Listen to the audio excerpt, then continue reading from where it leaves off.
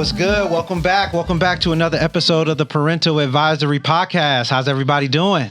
I'm fantastic. Tiffany, feeling fantastic? Yes. Good over there, Terrence? Feeling great, man. It's a great time. It's a lovely great time day in to the be A. alive. Marquita, how's it going up there in the D? It's great. It's great. It is. How is the weather up there? Is it warm? You know, you're the furthest. You're on that side of the Mason-Dixon line. I don't know what's going on. It's warm. It's nice outside. Yeah. Cool. What's warm and nice outside out there, though? What that mean? It's been like Give me a 89, number. 90. Oh, okay. Look at Yeah, y'all. we've been Maybe doing like good. 72, 75.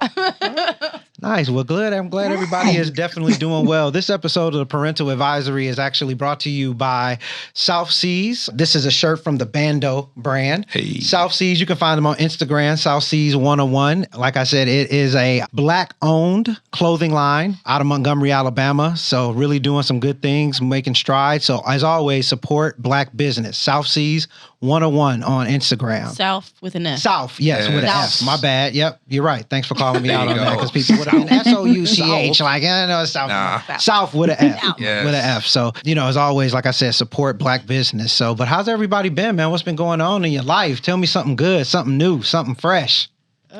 Ooh. I feel like you guys know everything, right? Hey, you sound like some parents Right. working. Side business, Yeah. working. Yeah. Yeah. Just trying to, Stay evolve sane. every day. Yeah. Just trying to manage it, the time. It's always something, man. It's just a meeting, it's a call, it's an event, it's a something. It's always Poopy diaper. Poopy hey, diaper. it happens. Always happens. I'm glad I'm past the poopy diaper phase. But I may get the, the occasional accident at 2:30 in the morning. That's always rough. Scary dream. I'm like, okay, now we gotta wash laundry and stuff. But oh man, but that kind of segues us into what we're going to discuss today, and we're going to talk about awkward parenting. Oh, yeah. Parenting. Okay. Fails. We all have them. I mean, it doesn't matter from a blowout, poopy diaper. Like my thing, the most awkward thing is my child when she was being potty trained. There was a park near us, and she would get to her favorite part of the park. And where do you think that is? On the top level where the slide is. Oh, no. So I would be standing there, and every time we would get to the park, it was like, and I'm like, I can't put the pull up. This is against protocol. Every time I would look away, and I would just see the trickle down. Not coming down the and I'm slide. I'm like, yo, why are you? Like, that was like, and I'm like, what can I do? It's just like. Fear that made her pee on her? What was it that? I don't know what it was. It was like she was marking her territory. It was like she would get to this spot and You like will not lose say it. that about my baby. You will not say that mark her territory like she's Just like, run I don't know, it down like, the it was just like, slide. no, my it was, God. That was awful. yo, it was so I'm gonna awkward. save this specific clip. Oh, You get that. You think I know. No, I don't know what was You going better on. put him But it in was that like home. every Put him time. in the home. It was every time. But like, we got it together. Yeah. So it's just like, you can't control it. Like sometimes when you're a parent and awkward situations happen, like that's super awkward. I'm trying to potty train, and my child is like 2.5, so she's not learning at certain times when I have her outside of, now she's very well, she's 6, so she's almost 6. So she's good. She's My park. Yeah, this is my park. I'm like, why every time? It's like, why every time you get right here do you feel the need? So I mean, it was like I never got it, but anyway, like. So what do you do with the slide? Like at that point in time, do you have to go and like napkins, Do you spray it disinfect? down? Did you Like, just what do have leave to the do? park? You No, just you it leave the like park. I mean, what can you do? Like, you just call about the somebody and next you're like, hey, you kid? call park services, be like, hey, my kid, you did like, not. like, You what else call can you park do? services? Yeah, I mean, what do you want me to do? You gotta go. Oh, well, clean that's that. good. I Next- wouldn't have called. I'm saying I want to call We park would have just left. services either. Yeah. Yo, whoa. Y'all gonna leave the urine going down He the slide? said, did you hear what he said? He said the tippity top of the Yeah. top of the top. Yeah. Well, somebody gotta slide up there with a napkin and slide. Yeah, no, that's not gonna happen. That's not gonna happen. We would have left. Can you imagine park services? no. Oh, this is Happen the girl, again. The girl dad again. She's The girl gonna dad again. Oh, What man. about y'all? What's like an awkward, like, just a situation? I'll go because I'm the newest into it, and luckily, as of right now, my boy can't really walk yet. So he is the fastest little crawler thing I've ever seen, right? What he does is burst into rooms, right? So, we can just be sitting there in the bed, just chilling, minding our business. When he gets up, he's up, and he's learning now to just completely invade private spaces, usually in the morning. I put him in the bathroom so he can kind of play around there. If I'm in the restroom in that side door, he busts out through the door. So I have learned you have to lock doors if you possibly could, if he's in an area, secured area, like, or now he just comes in the restroom with me now. I was literally about to say they don't care if you sit on the toilet or nothing. You know? Yes. And so, and I did see him at one point in time where it was really awkward, and I was like, please don't do it. I was actually going to the shower. He was going into the toilet, and he was actually trying to like get in the toilet, and I'm like, you can't. He can't do that. He doesn't know yet. He's a little baby brain, so he doesn't know what's going on. Does he army crawl yet? Yeah, he does that. He like use your legs, really baby. They back there. Yeah, it was so intense when they would army crawl, man. But yeah, just the invading of space, man, especially using the restroom. Yeah, he just doesn't care. I have a tippity top story. Oh. So my youngest daughter, I won't say so now, but then she was definitely afraid of heights. I mean, if you're on the balcony, apartments have balconies. On a balcony, and she can see through the floor. She's like over a bridge, just driving. She is like definitely afraid of heights. So she had to be 2, maybe 3 years old. I don't know. We were at some fast food restaurant that had a little play area in it. After work, I remember because I had like a badge and everything on me. And she goes to the tippity top. And those bubbles where you can see below you? Yeah. So her genius behind looked and she realized how tall, how high up she was, and she froze. Yeah. No, she froze, literally. So I'm like, and I didn't, notice. So I'm like, all right, girlie, we got to go. 1, 2. I'm missing one. Yeah. And the girl's like, oh, she's up there. They knew exactly where she was at. And she's like screaming her, and I can't hear her because she's in a plastic bubble. Yeah. Dang, that's Are the bubbles soundproof? It's just like no, it's McDonald's. So all the kids, I don't know, 10 of them decided to go up there, crawl up there, and rescue her. And she was like, "No, I won't go. My mom has to. My mom has to come get me." So in my work pants and my badge and my white button up or something that I had to crawl my behind up in there.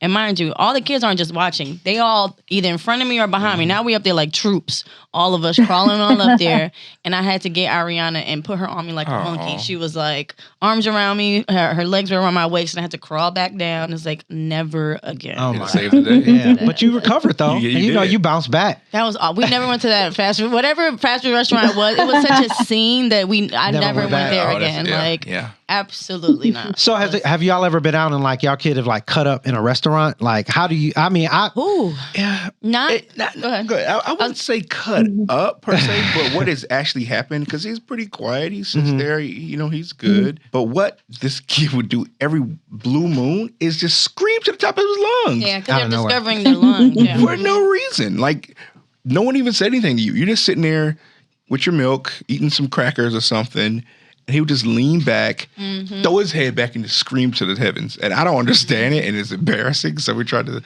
you can't prevent it. You can't stop it either. So I've had that, and I'm like, hey, I'm sorry, everybody. I'm sorry. Have a good dinner, y'all.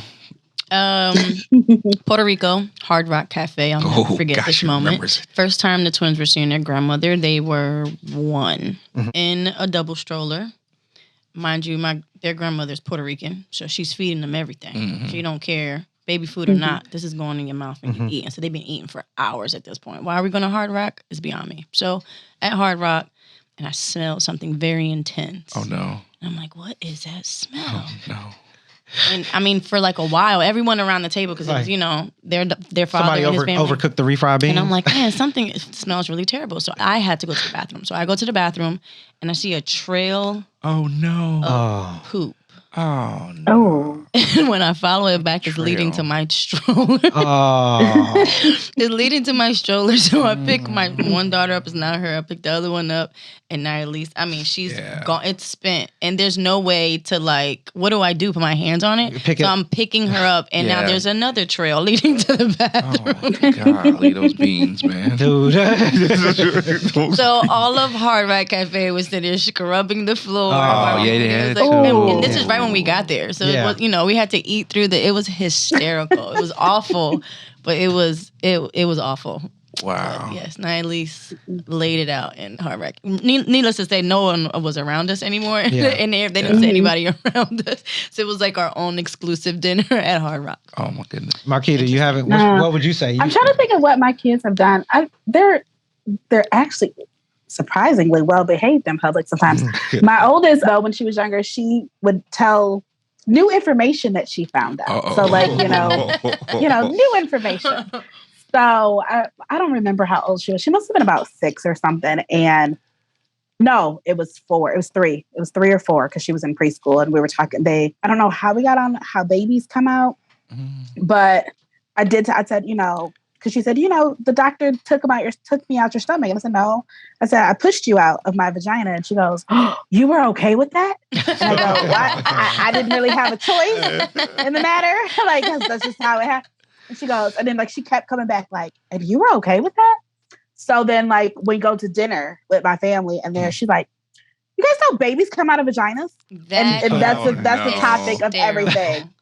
And so, of course, my family's like, did you hear what she said? I said, yeah, she didn't say anything wrong. It's true, yeah. But people are surprised when, because I teach, my kids proper names for things. So like she's, 3, calling it a vagina. I'm like, yeah, that's what it's called. No, that's good. I mean, that's what we're doing. That's how you do it. I was trained that way. Not to say that because I was raised that way means it's right, but we never used just so that once you're able to communicate that, if there is a situation where something awkward, they know what body part that is. True. So, I mean, that's something there. And that leads into kind of like awkward conversations. Like now that my daughter is growing, she's getting older, we're starting to have awkward conversations. Like she's talking about guys have penises and girls have vaginas and, going into all of that. And I'm like, oh man, we're here already. Yeah. Like we're here, but it's how do you handle those conversations? So I kind of, try to delicately explain, but as growing up, I mean, it's just crazy, these conversations that arrive. Like, what's some awkward conversations you say you had, Terrence? I think it's been awkward conversations about him. Because the conversation, he doesn't know what I'm saying. You know what? He does start to nod now. Right. He does know sign language. He does know things of that nature. We're not at the point he's actually fully communicating. Right. But we've had awkward conversations about the boy as he's there. And it's different scenarios that have actually happened, but I don't have the much experience in this one, so I'm gonna delegate it to y'all guys. I didn't quite throw that one right. I was like, hey, I'm gonna throw it to Terrence, and nah, not quite. I have a funny body part story. So as you all know, I have 3 girls and 1 boy. So we've never had the boys have a different body part conversation. We've kind of never had to. Until Mozzie was born. And unconsciously, I guess I was just changing his diaper in front of the girls, and they were like, Mom, what's that? And I was like, that's his pee-pee. That's what boys have. And my daughter was like, that's what makes him a boy? And I go, yeah, well, what'd you think made him a boy? She goes, because he didn't have boobs. I was like, oh wow. She thought everybody that walked around with boobs was a girl, and apparently everybody had a vagina. I was like, no, those are boy parts, and we have girl parts. She's like, oh, I thought I was a girl because I had boobs. It's like, no. And I just thought that was so funny. But it made me feel good that she didn't see a penis as of yet at that point. But that was my mommy fail because I probably should have already had that conversation with them as opposed to first PP they're ever seeing as their brothers. But hey, you win some, you lose some. Right. What about you, Kiki? Okay. Oh, conversation. This was funny but scary at the same time. So when like in about 4th grade, they do like semi like sex education and stuff in school. And she was either in 4th or 5th grade where they talk about, I think in 4th grade, you talk about your parts. In 5th grade, you talk about the opposite parts. So we're in the car driving. She's like, Mom, so I know that for a baby to be born, that the sperm fertilizes the egg. Wow. And I go, okay, yeah. She said, so how does the sperm get to the egg? And I was like, oh, like how does it get in the body? But I was like, oh, I had to stop. I wasn't prepared for this conversation in the car. And I said, well, the penis goes inside of the vagina. And she goes, that sounds like that hurt. And I was like that sound like it hurt. Yeah, I was like, well, yeah, it can. But that was that conversation was so awkward. That was such an awkward. I wasn't prepared for that. Nobody's ever asked me that. I don't recall ever asking my mom, Yeah. But I had older siblings, so like older cousins. So I learned like just from listening to their conversation. But when she asked me that, I was just like, oh, like, I'm glad you asked me, but I was not like, you got to prep me for this. Like, we almost crashed. Like, you got to prep me for it. Like, how does the sperm get to the egg? I think when that conversation comes up for me and Zoe, I'm going to show her Look Who's Talking. Like, you remember the movie Look Who's Talking at the beginning where the little tadpoles are going through and they're going through. Yeah, but you have to explain to her how did those get inside the woman's body. Goodness, I cannot. Why you don't remember? I cannot. I can't remember that. I have a question. I have 2 questions, actually. But my first question is, has anyone been walked in? Well, I guess your son just walking through doors, so that don't count. But has anyone been walked in on? You've been walked in on.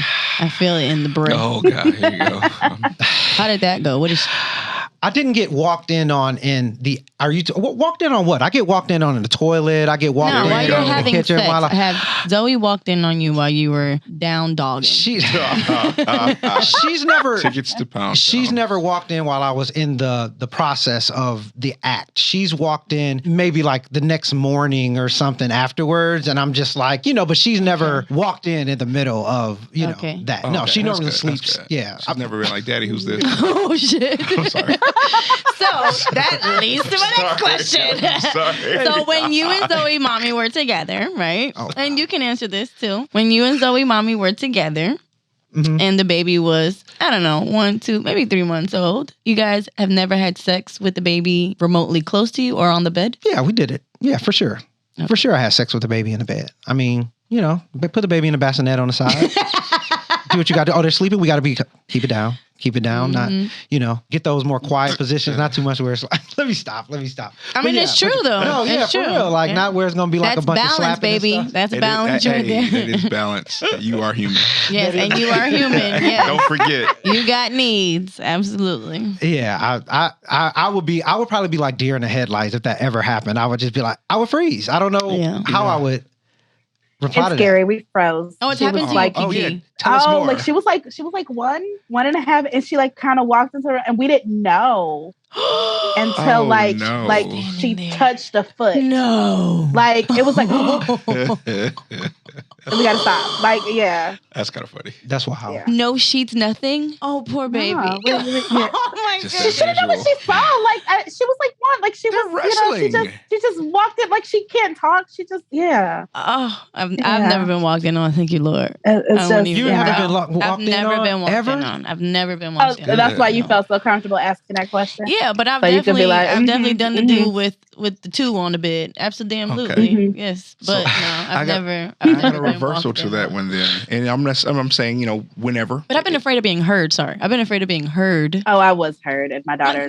At some point the girls aren't walking in. They're too old. Like they're not just gonna bust it through the door. But I have been afraid of being heard. Yes.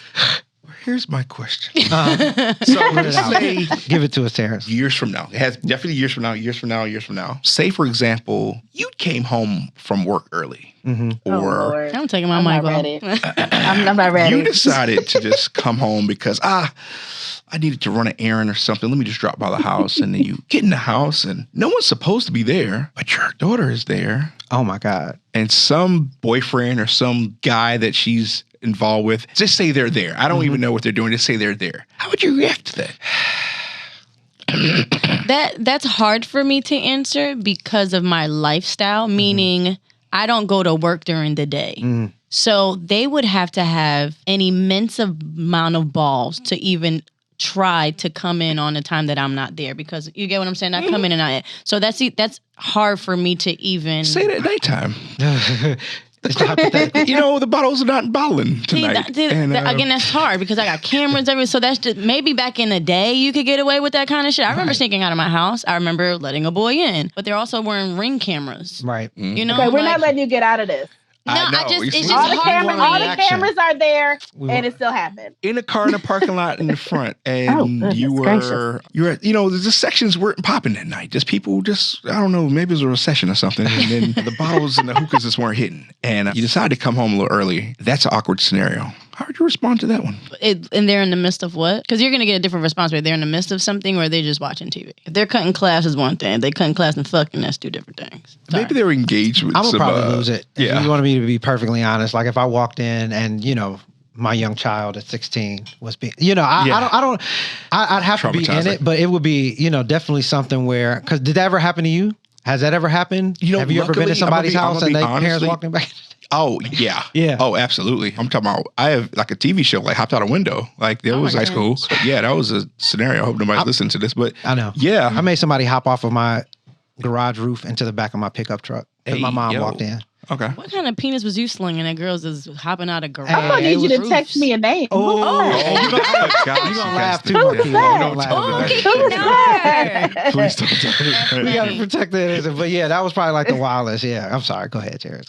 No, I just, I know she's trying to get out of the question, but let's go to Kiki. How would you respond to Lord, that? what would I do? I know I would just open the door and go in and be like, and startle everybody. Oh, I'm Faith Evans. I would go in there and I would be so, I don't like stupidity. Like, so if I caught you, that means you were being dumb. Because there's so many ways to not get caught. Yeah, true. So if I caught you, like me. You're dumb. And so I would cuss her out. And then the boy, I would cuss him out because you don't go to the girl's house, you big dummy. Nobody told you that? Teachable moment, son. Bring her like that sounds like you gonna get shot. Like, don't do that. Like, that's just not smart. So I would be so mad that they got caught. Like, it would be a whole ordeal. I'd probably be more mad that they got caught than they were actually doing it. Like, they would get lectured on the fact that they were dumb. Real. Because I would just be pissed. Like, how dare you? Like, let me catch you. Just stupid. That's what she gets in trouble most for. I mean, not for doing that, but like for when she does get in trouble is for being dumb and getting caught doing dumb stuff. Yeah. So when they do that, how do you, I guess, teach in that moment, Marquita? Like, how do you combat that? That's good. Well, first of all, I would hope that I know who this person is. So like, it should be somebody I know to where I would have that conversation. Like, you big dummy, like where we all now have to have this kind of awkward ass conversation together. But definitely one of the things that I've always talked to my daughter about, like, hopefully I'm aware that she's engaging, and this is not like my first time being aware that she's engaging. So we would have had plenty of conversations before that, but just have an open discussion. Like, so this is what we doing now? Like, are we being safe? Yeah, that's true. That's a teachable. Yeah, I was gonna say that would be my biggest thing. It would have me look back, like, okay, it would have me scale back as a mom. Like, I've missed something here. Yeah. So where is it that I missed something? Like, where's the communication, or where's the lack thereof? Is this a boyfriend? Like, is this a boyfriend? This is a relationship that we're in, and did we have the discussion? I know I've talked to her about it now, like just about like whenever you do feel. My biggest thing to her has always been make sure you do it on your own terms. Mm-hmm. So no, I don't want you to get talked out to draws just on your own terms. Like, you wanted to do it, so you did. It was a trick, guys. Yeah. But we also had the conversation about the emotions that come with sex too. Mm-hmm. So like, are you actually ready for that? So now we have to have a whole slew of other conversations here, because it comes with more than just the act. There has to be, and I commend you, Kiki, because I've had these conversations with other women, and they're like jaw dropping. What and it's not. There's a level of confidence as a woman and as a mom to have those very transparent, difficult conversations, because I look at those. They're my girls. They're my babies. You know, but they're looked at as women to some people, and at some point they will be a woman. And there's no better lesson to learn it than from a woman that has raised you. In my personal opinion. But it is very difficult at 15, at 16, at 14 to have those very transparent body conversations.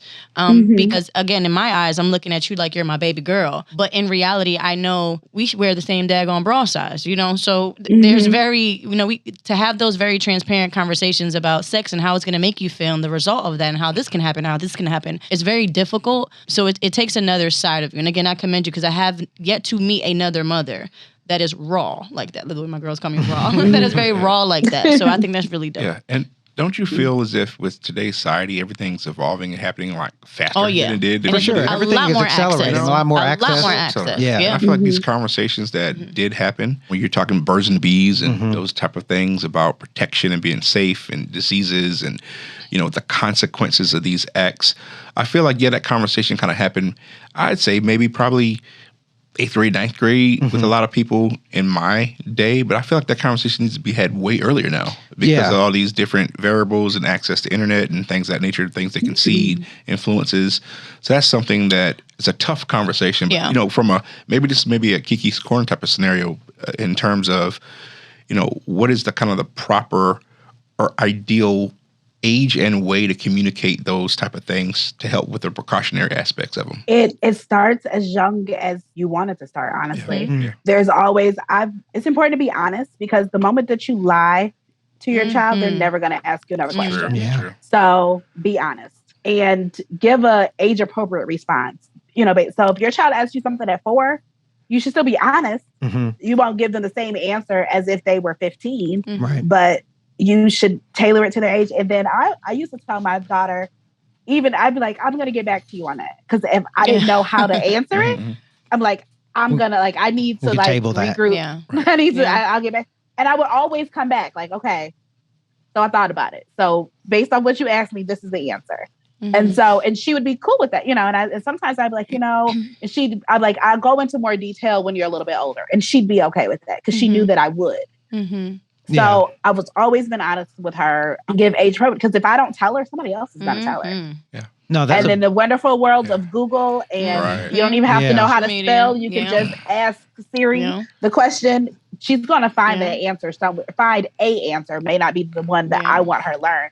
But somebody's going to tell her something. Sure. I just saw a clip the other day of Kim Kardashian. She was devastated because her son was playing some regular game, Angry Birds. It's a game on Roblox. Yeah, Roblox. Yeah, he was playing Roblox, and the banner was an advertisement for his mom's sex tape. Oh, wow. Wait up. Awkward. What? Super awkward. That wins the awkward conversation. Yeah, that wins.